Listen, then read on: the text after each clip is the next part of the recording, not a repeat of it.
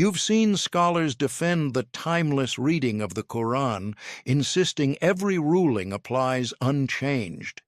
You've met reformers who claim the Quran's spirit demands new readings for modern life.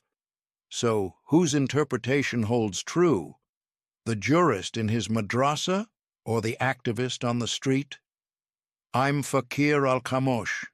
Over the next 8 scenes, we'll excavate the roots of tafsīr, compare methodologies, and ask, can revelation evolve without being distorted? In the Prophet's lifetime, the Quran was recited and explained orally. Companions asked about context, asbab al-nuzul, and received direct guidance. After his passing, scholars codified these explanations. Zamakhshar's muhkam and mutashabi differentiates clear verses, muhkamat, from ambiguous ones, mutashabihat, urging caution in extrapolation. Al-Tabara's method, canonical pioneer, died 923 CE. He collected narrations, hadith and sayings of companions, and weighed their authenticity, prioritizing strong chains. Isnad. Linguistic exegesis. Scholars like Ibn Ashur, 20th century, emphasize Arabic grammar and literary context, seeing the Quran as a linguistic miracle whose meaning unfolds through structure and rhetoric. Ask yourself, if early tafsīr relied on the Prophet's own explanations, how do we treat categorizations centuries later? What happens when ambiguous verses meet new social issues, dictatorship, bioethics, gender equity? In the golden age of Islamic scholarship, jurists and theologians hashed out how literal or flexible Quranic interpretation should be. 2 poles emerged: Ahl al-Hadith, people of Hadith. Key figures: Ahmad ibn Hanbal, Dawood al-Zahir. Method: prioritize prophetic reports and the apparent meaning of verses. Minimal use of personal reasoning, ra'i. Ambiguities resolved by preferring stronger narrations. Outcome: a relatively fixed application of legal rulings, resistant to contextual adaptation. Ahl al-Ra'i, people of opinion, epitomized by the Hanafi and Malik schools. Method: employ qiyas, analogical reasoning, and istisla, consideration of public interest, alongside hadith. Malikman approach: use the practice of Medina's community, Amal Ahl al-Madana, as a living precedent. Hanafan approach: balance textual evidence with juristic discretion, emphasizing ease and public welfare. Sufi exegesis: figures like Ibn Arab and al-Ghazal sought esoteric meanings, tawil, reading inner spiritual lessons into Quranic imagery. They argued that allegorical interpretation could reveal universal truths beyond the literal text, yet always anchored by shared ritual and creed. Ask yourself, when medieval jurists debated analogies, were they protecting the divine word or human agendas? Does strict literalism guard authenticity or ossify living guidance? Can esoteric insights enrich communal practice without fracturing shared understanding? To appreciate progressive tafsīr, we turn to the concept of maqāṣid al-shara, the higher objectives of divine law. Rather than treating verses as isolated commands, exegetes ask, what overarching human welfare goals underlie a given ruling? Origins and development. Al-Shatib died 1388 CE, formulated the 5 primary maqāṣid: protection of religion, din, life, nafs, intellect, aql, lineage, nazl, and property, mal. He taught that any legal ruling must serve at least one of these ends. Al-Jamā'ah, 20th century. Expanded maqāṣid to include modern necessities like environmental stewardship and economic justice, arguing that the Shara's spirit embraces changing social contexts. Methodology of objectives-based tafsīr dialectical reading. Begin with the explicit text, then ask what human good or harm it addresses. For instance, verses on inheritance secure economic stability for survivors. Hence, equalizing shares today may better fulfill the goal of preventing destitution. Balancing conflicts. When two objectives clash, e.g., property protection versus social welfare, jurists weigh which serves greater public interest. Progressive exegetes might prioritize poverty alleviation over rigid application of punitive financial rules. Contextual layering. Consider historical purpose alongside contemporary realities. A verse regulating zakat aimed to redistribute wealth in a nascent Muslim community. Today, it can inspire structured social safety nets like microfinance and welfare programs. Case study: gender equity inheritance. Reform: traditional text grants women half a man's share. Progressive tafsīr asks, does this ratio still safeguard women's welfare when men's financial responsibilities have shifted? In societies where women work and own property, a maqāṣid approach can justify equal shares to uphold dignity and prevent poverty. Leadership roles. Verses highlighting male guardianship stemmed from tribal norms where women's public roles were limited. By examining the objective of ensuring communal welfare and moral integrity, progressive scholars argue that women's participation in governance aligns with the maqāṣid of justice and public good. Critiques and safeguards. Slippery slope. Critics warn that overextending maqāṣid risks sidelining divine text under subjective notions of public interest. To prevent this, many insist on rigorous methodology. Only scholars with deep grounding in classical usul, legal theory, may apply maqāṣid. Checks and balances. Advisory councils, combining traditional jurists and experts in sociology, economics, and human rights. Vet proposals for change, ensuring fidelity to both text and objective. When adhering strictly to the letter leads to social harm, should we recalibrate rulings in light of higher objectives? How do we ensure maqāṣid-driven tafsīr remains anchored in revelation, not contemporary ideology? Can a formal mechanism, like a council of maqāṣid, legitimize progressive exegesis without fracturing communal consensus? Building on maqāṣid methodology, modern exegetes tackle hot-button issues: women's leadership, human rights, and ecology. Their approaches illustrate the dynamic interplay of text, context, and purpose. Women's leadership, Quranic indicators. The Quran recounts female figures, Maryam, Mary, the Queen of Sheba's envoy, and mentions men and women as partners in faith, Quran 971. Progressive tafsīr highlights these as precedents for female public roles. Contemporary applications. Scholars like Amina Wadud and Fatima al-Samarai argue that the Prophet's own leadership council included women's voices informally, suggesting permissibility of elected female officials and judges today. Case example. In Indonesia, the province of West Kalimantan appointed a female governor with support from local ulama, citing maqāṣid of public welfare. Her administration improved women's health care and education, embodying the divine objective of protecting life and intellect. Universal human rights, freedom of conscience. Traditional readings criminalize apostasy.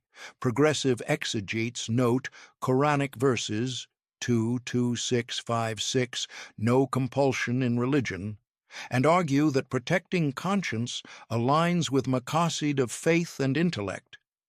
Some Muslim-majority constitutions now include freedom of belief, citing objective-centered interpretation.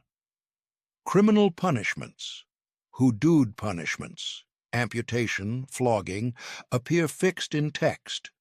By evaluating their goals, deterrence, and societal stability, scholars propose discretionary application, prioritizing rehabilitation and social protection over corporal penalties to uphold the maqāṣid of preserving life and welfare. Environmental ethics stewardship. In text, Quran 6:141, 731 commands not to waste land or resources.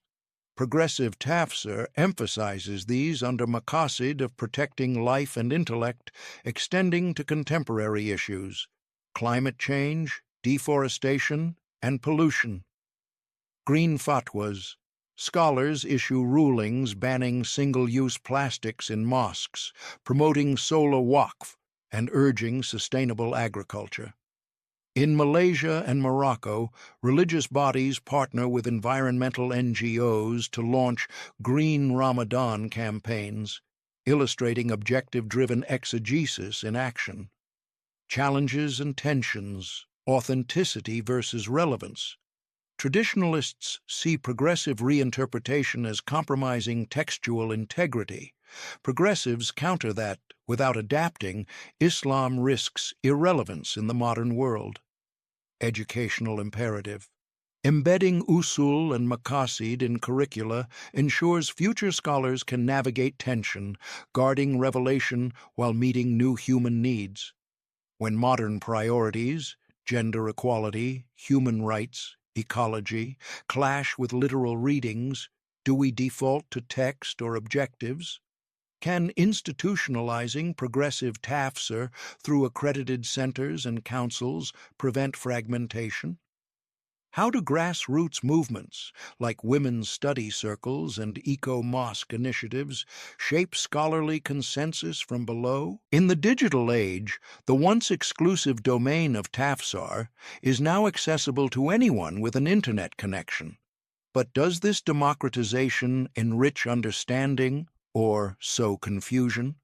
Online lecture platforms, YouTube channels, established scholars and emerging voices alike post weekly tafsīr series dissecting verses. Channels such as Bayina TV and Merciful Servant combine high production values with classical insights, attracting millions of views. Meanwhile, independent creators live stream interactive sessions where viewers post questions in real time. Massive open online courses, MOOCs. Institutions like Al-Azhar University and the International Islamic University Malaysia offer free or low-cost online certificates in Quranic studies. These courses leverage video lectures, discussion forums, and peer-graded assignments, extending traditional madrasa pedagogy into a global classroom. Social media, micro-exegesis, Instagram and TikTok. Tafsīr. Short-form videos break down a single verse or word, root in under 60 seconds, using graphics, animations, and catchy hooks. This format appeals to younger audiences but risks oversimplification. Critical nuances of context and hadith evidence may be glossed over for brevity. Twitter threads. Scholars share multi-tweet deep dives on asbāb al-nuzul, classical opinions, and modern applications. Hashtags like Quran Study or Verse of the Day Trend weekly, creating communal threads of exegesis that compile diverse perspectives but can fragment into echo chambers. Telegram and WhatsApp Study, Circles private groups. Over 10 million users join invite-only channels where vetted muftis answer queries on application, gender issues, finance, bioethics. Encryption protects anonymity for sensitive questions, but the absence of formal accreditation means quality varies widely. Voice notes and podcasts. Listeners download audio tafsīr sessions they can play offline, crucial in areas with limited bandwidth. Some groups share PDF summaries and infographics alongside voice commentary, blending traditional note-taking with digital distribution. Interactive tafsīr apps, verse by verse. Commentary, apps like Quran.com and Ayatul Kursi, Tafsīr offer color-coded verse displays, nested comment threads, and hyperlinks to hadith sources. Users can bookmark, annotate, and share insights instantly, building personal libraries that rival printed margins of classical exegesis. AI-powered suggestions. Emerging platforms propose related verses and scholarly opinions based on user queries. While promising for quick cross-referencing, algorithmic bias or insufficient vetting may surface weak narrations or fringe interpretations. Quality control and authority accreditation. Badges. Some platforms display trust indicators, endorsements by recognized bodies, e.g. Islamic Fiqh Academy, or peer reviews. These badges help users discern reliable content, but are not yet standardized across the digital landscape. Community moderation. Public comment sections and upvote systems allow audiences to flag errors or endorse sound scholarship. Nonetheless, popularity contests can overshadow accuracy. Videos with sensational claims may outrank nuanced, methodical tafsīr. When tafsīr is just a click away, how do we preserve depth over convenience? Can digital platforms replicate the mentorship and accountability of the madrasa environment? Who holds ultimate authority in an open-source exegesis ecosystem, scholars, platforms, or the crowd? Beyond access, social media shapes which interpretations gain traction, often privileging the novel, the controversial, or the visually compelling. This section examines how platforms influence the content and style of contemporary tafsīr.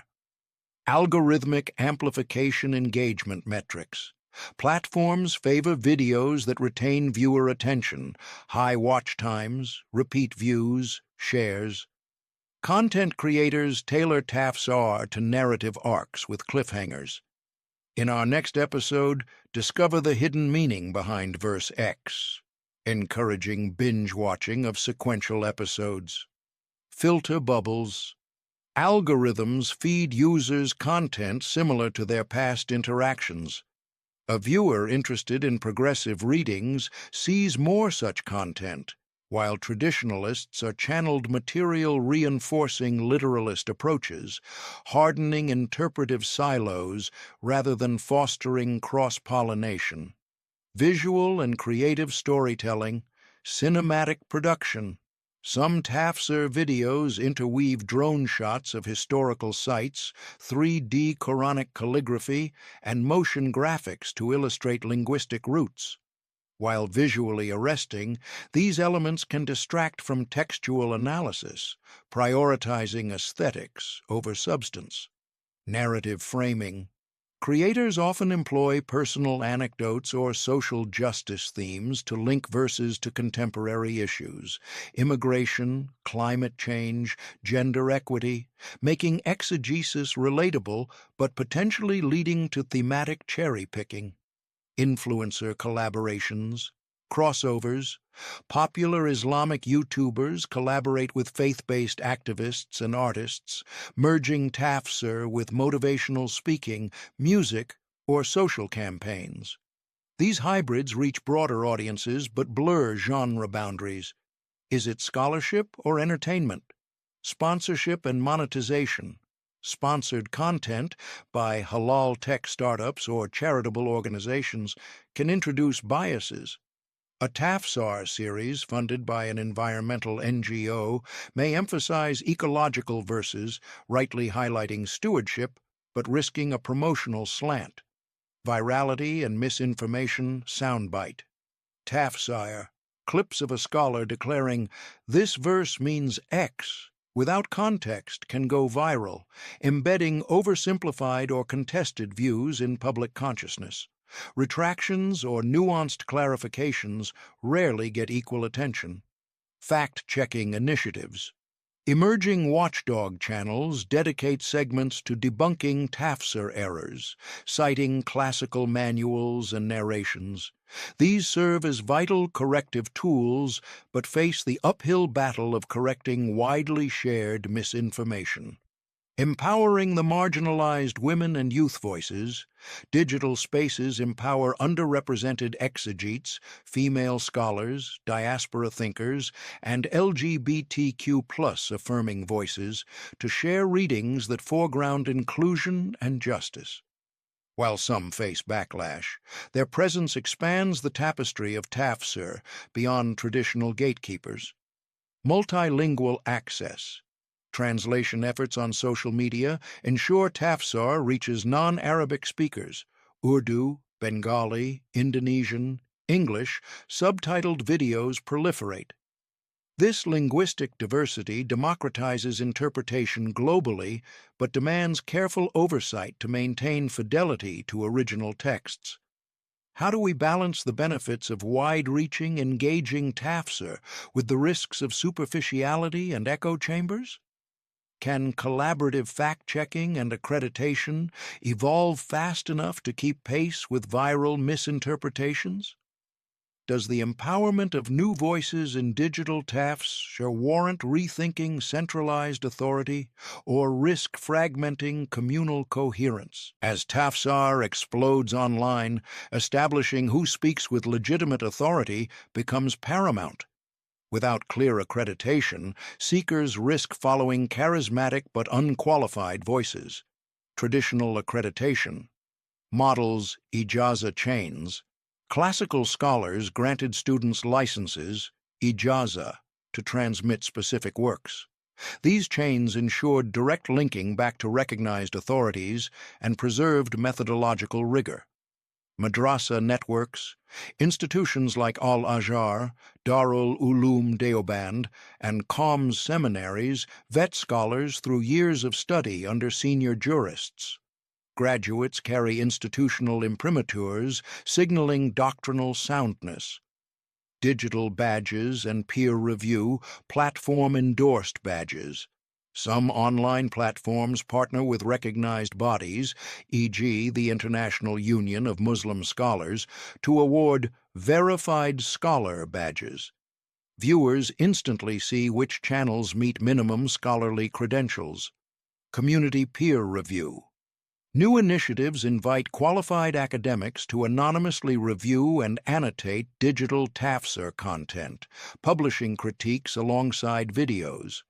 This open peer review mirrors academic journals, but relies on volunteer experts and clear disclosure of methodology. Legal and ethical codes, proposed digital tafsīr code. Organizations like the Association of Muslim Social Scientists draft guidelines, cite primary sources with full references, disclose chain of transmission strength for narrations, separate opinion, ra'y, from established consensus, ijma. Enforcement mechanisms. While voluntary, adherence can be a condition for platform promotion, grant eligibility, or participation in accredited MOOCs, creating incentives for quality. Challenges and resistance. Platform incentives. YouTube's algorithm rewards engagement over accuracy. Factual channels may be outcompeted by sensational content. Fragmented standards. With no universal accreditor, regional bodies issue conflicting verified badges.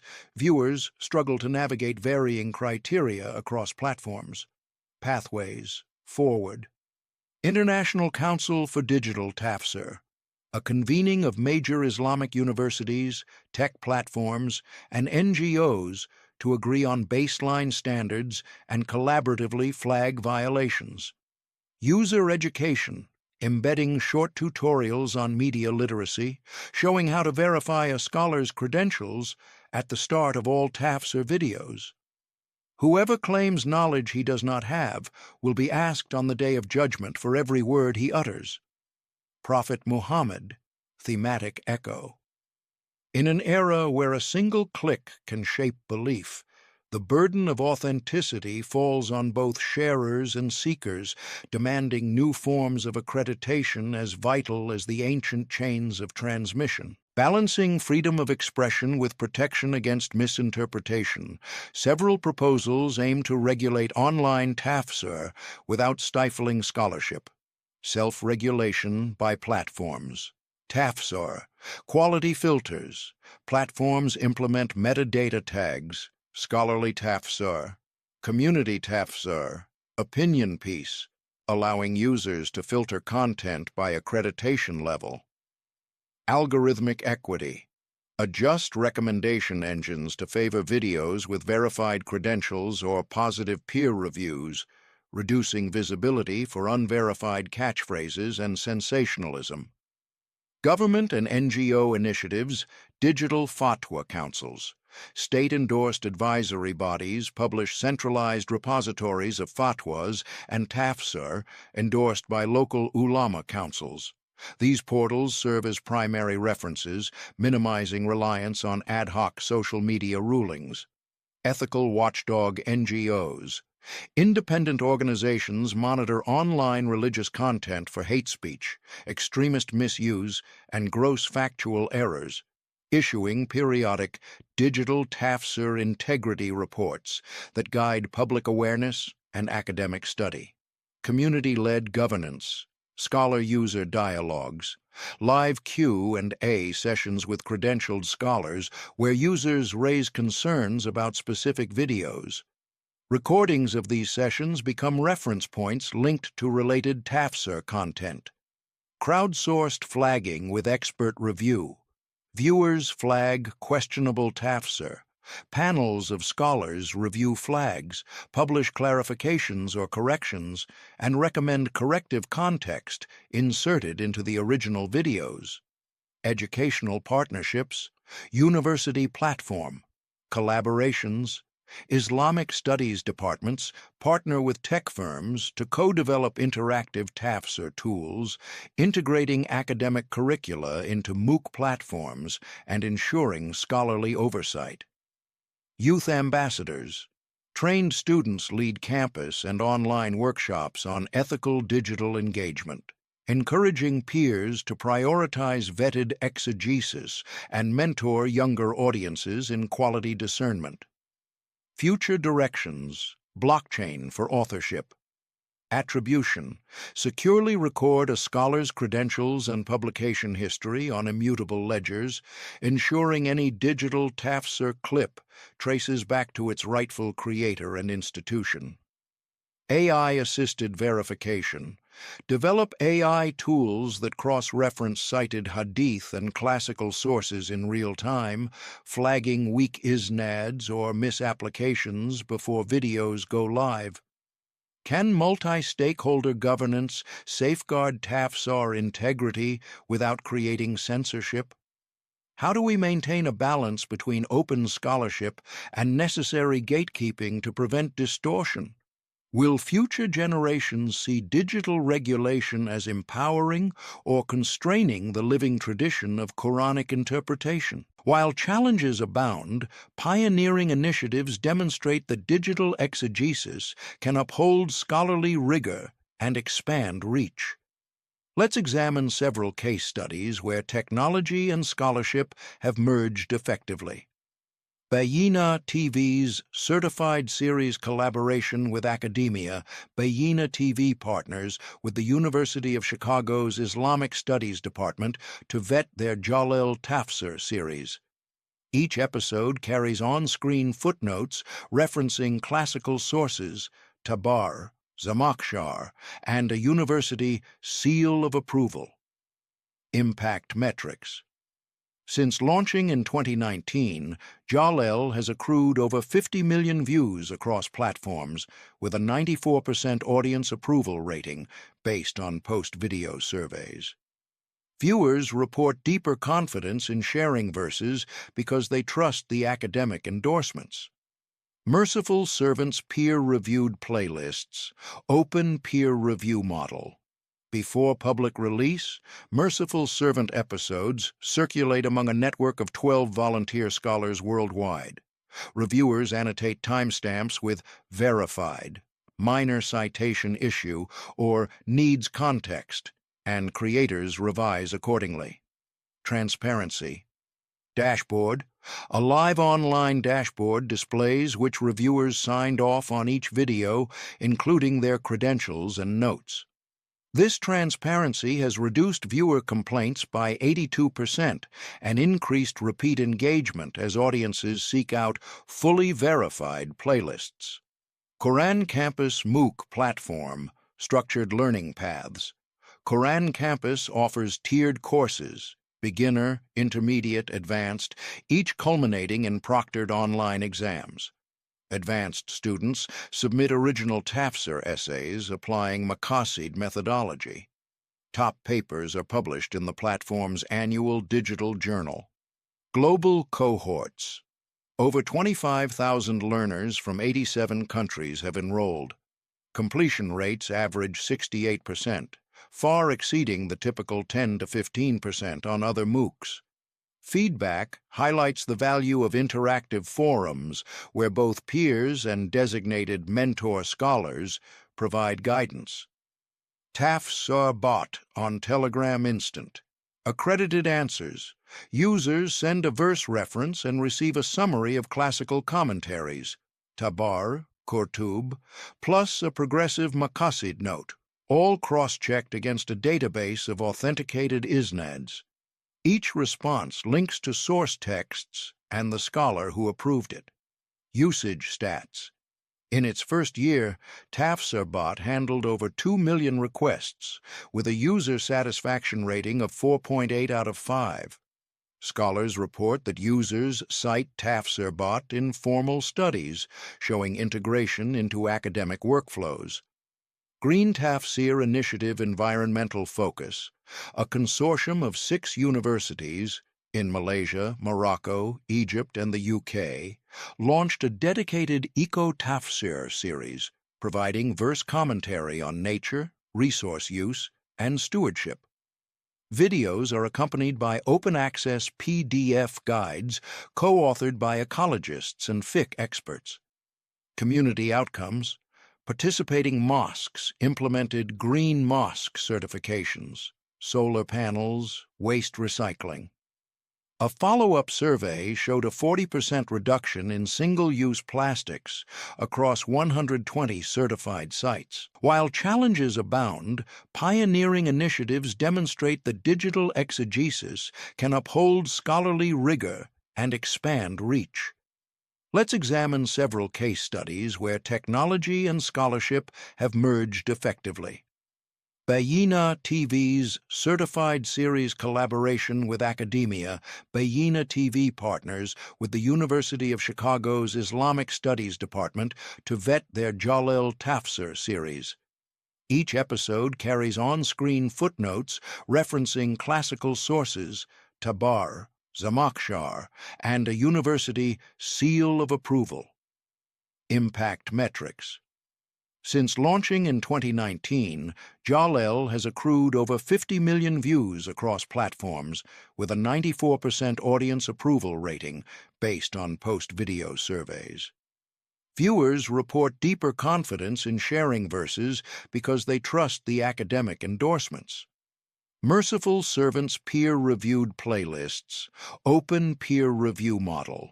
Before public release, Merciful Servant episodes circulate among a network of 12 volunteer scholars worldwide. Reviewers annotate timestamps with verified, minor citation issue, or needs context, and creators revise accordingly. Transparency. Dashboard. A live online dashboard displays which reviewers signed off on each video, including their credentials and notes. This transparency has reduced viewer complaints by 82% and increased repeat engagement as audiences seek out fully verified playlists. Quran Campus MOOC Platform, Structured Learning Paths. Quran Campus offers tiered courses, beginner, intermediate, advanced, each culminating in proctored online exams. Advanced students submit original tafsīr essays applying maqāṣid methodology. Top papers are published in the platform's annual digital journal. Global cohorts. Over 25,000 learners from 87 countries have enrolled. Completion rates average 68%, far exceeding the typical 10 to 15% on other MOOCs. Feedback highlights the value of interactive forums where both peers and designated mentor scholars provide guidance. Tafsīr bot on Telegram Instant. Accredited answers. Users send a verse reference and receive a summary of classical commentaries, Tabar, Qurtub, plus a progressive maqāṣid note, all cross-checked against a database of authenticated isnads. Each response links to source texts and the scholar who approved it. Usage stats. In its first year, Tafsīr bot handled over 2 million requests, with a user satisfaction rating of 4.8 out of 5. Scholars report that users cite Tafsīr bot in formal studies, showing integration into academic workflows. Green Tafsīr Initiative Environmental Focus, a consortium of 6 universities in Malaysia, Morocco, Egypt, and the UK, launched a dedicated eco-tafsīr series, providing verse commentary on nature, resource use, and stewardship. Videos are accompanied by open-access PDF guides co-authored by ecologists and fiqh experts. Community outcomes. Participating mosques implemented green mosque certifications, solar panels, waste recycling. A follow-up survey showed a 40% reduction in single-use plastics across 120 certified sites. As we draw near to the finale of our digital tafsīr exploration, it's crucial to distill the core lessons gleaned from real-world experiments and technological innovation, and to acknowledge the hurdles that remain. Accessibility versus depth, wider reach. Digital platforms have undeniably democratized access. Millions can now engage with Quranic exegesis irrespective of geography or socio-economic status. Risk of superficiality, yet bite-sized content and algorithm-driven trends often privilege sensational or reductive interpretations. True mastery of Quranic discourse demands sustained study, a depth that few online formats can replicate. Authority versus pluralism, centralized accreditation, verified badges and peer review systems help users identify qualified voices. They echo classic ijaza chains, lending continuity to a centuries-old tradition. Diversity of opinions. However, rigid accreditation can marginalize minority madhahib or emerging voices, e.g., female exegetes, diaspora scholars. Striking the balance between quality control and inclusive pluralism remains an open challenge. Speed versus scrutiny, real-time engagement, live Q&A, chatbots, and instant update dashboards enable seekers to resolve doubts on the spot, mirroring the dynamic interaction of the Prophet's circle. Verification delay. Robust review processes inevitably introduce lag. A scholar-reviewed tafsīr may take days or weeks, too slow for urgent ethical or legal queries in a fast-moving digital environment. Innovation versus tradition. Tech-driven tools, AI cross-referencing, blockchain attribution, and interactive apps represent transformative leaps, offering support once unimaginable, safeguarding integrity. Yet every new tool risks eroding the oral and communal dimensions of learning. Coffee table tafsīr sessions, study circles, the subtle mentorship of the madrasa. How do we ensure technology enhances rather than displaces these human elements? Community ownership versus platform control. User empowerment. Comment threads, peer reviews, and community flagging give audiences a stake in content quality, reviving the collaborative spirit of early Muslim scholarship. Algorithmic gatekeeping. When a handful of tech companies determine which videos trend, community voices can be drowned out by opaque ranking formulas. Transparent governance is essential if digital tafsīr is to remain a servant of the Ummah, not corporate profit. As we prepare to close this series, I leave you with 5 probing questions, each a call to action for scholars, technologists, and seekers alike. What will you demand from digital tafsīr? Will you settle for convenient sound bites, or insist on scholarship that carries the weight of rigorous ijaza and contextual nuance? Your viewing choices shape the market for quality content. How will you support emerging voices? Can we create mentorship networks that pair established scholars with underrepresented interpreters, women, youth, diaspora, to foster both authority and diversity in future generations? What ethical guardrails will you champion? Should AI-assisted tafsīr tools require explainable outputs, clear audit logs showing sources and reviewer sign-offs to earn your trust? Demand transparency from every platform you use. Where do you stand on accreditation? Will you adhere to a unified code of digital tafsīr ethics and platform accreditation, or embrace decentralized, community-driven models that resist gatekeeping but risk inconsistency? How will you integrate conscience into your study? Beyond algorithms and audio tapes lies the silent witness of your own heart. Will you pause to reflect, seeking God's guidance in discerning truth from error, or rush onward to the next viral clip? And if you seek truly to know, the doors of wisdom stand open, provided you approach with humility, patience, and a spirit that honors both text and seeker. These provocations are not mere intellectual exercises. They're an invitation to steward the Quran's living legacy, melding ancient chains of transmission with tomorrow's technologies.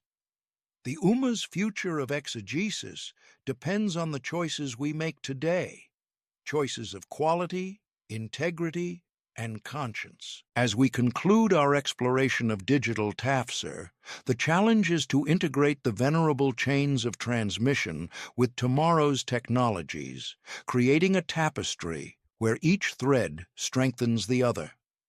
Continuity through chains and code. Ijaza meets blockchain. Imagine a system where a scholar's ijaza is recorded on a secure ledger, time-stamped and publicly verifiable.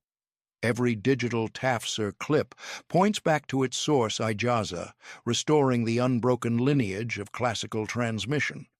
AI with human anchors. When algorithmic tools propose cross-references or thematic clusters, human scholars validate the output, embedding their sign-off directly into the metadata. This hybrid model ensures that while machines accelerate research, the final interpretive stamp remains profoundly human. Cultivating digital madaris, global study circles. Virtual classrooms blend video lectures with live mentorship. A student in Nairobi studies alongside peers in New York under the guidance of a certified Al-Azhar instructor, mirroring historic networks of correspondence schools. Peer review forums. Online platforms host rolling peer review sprints, where scholars critique draft exegeses in real time. These sessions archive questions and corrections, creating a living repository of scholarly dialogue that enriches future tafsīr. Bridging generations and geographies. Youth ambassadors.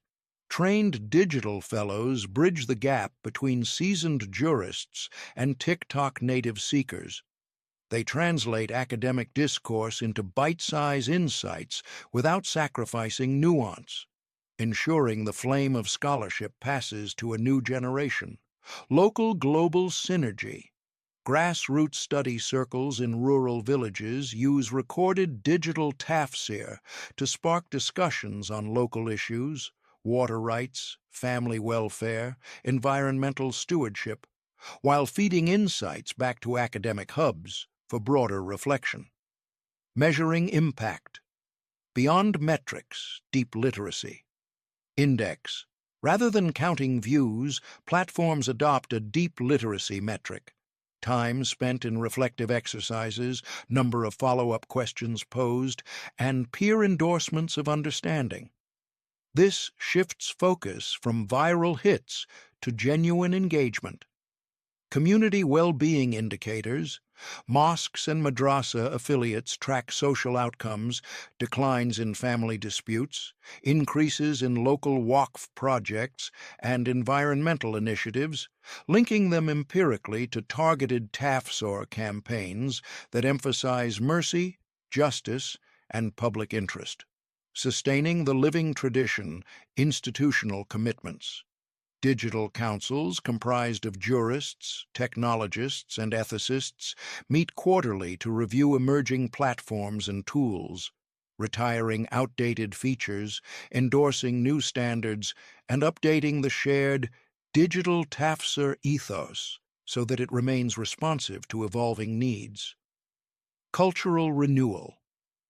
Through arts and media, graphic novels retelling classical tafsīr debates, immersive VR reconstructions of early study circles, we keep the spirit of inquiry alive, reminding every seeker that interpretation is both a heritage and a horizon. Let the past illuminate your path, and let tomorrow's tools lift your understanding higher, so that the Quran's guidance may shine in every age. As our series draws to a close, remember, the living legacy of tafsīr rests not in clicks or contracts, but in the quiet witness of the heart, the primacy of conscience. Every digital tafsīr leaves us with a choice. Do we accept it uncritically, or do we measure it against our inner compass? True understanding comes when scripture and conscience converge, when we feel the nudge of haqq, truth, resonate in our souls. A call to stewardship. Whether you are a scholar, developer, or curious seeker, you bear a share of responsibility for the quality and integrity of digital exegesis.